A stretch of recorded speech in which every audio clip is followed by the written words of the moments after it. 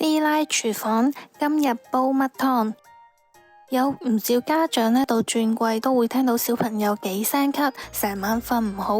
咁今日教大家煲呢個無花果燈心草煲排骨呢，就對小朋友嘅熱氣啦、喉嚨唔舒服比較有效。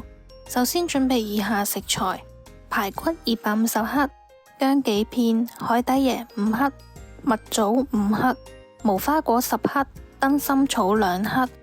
依次將以上食材加入燉盅裏面，加入沒過食材嘅水，最後吸上蓋，大概燉2個鐘頭左右。今日我哋介紹無花果同埋燈心草呢2樣食材。無花果含有大量嘅有機酸類、鈣同埋鐵等微量元素，具有清熱生津、健脾開胃同埋解毒消腫嘅作用。而燈心草呢，就可以清心火、利小便、消腫止渴，對心煩瞓唔好、小朋友夜晚喊有比較好嘅藥療效果。因為燈心草比較偏寒涼，所以我哋會加返少少枸杞同埋蜜棗嚟溫和一下，咁就可以發揮佢最大嘅功效啦。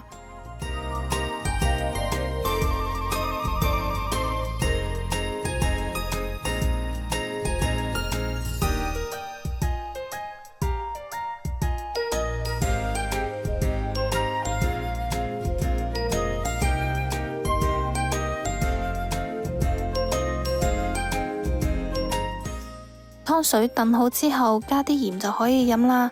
呢個湯水比較清甜，同埋帶啲回甘，小朋友一般都比較鍾意飲。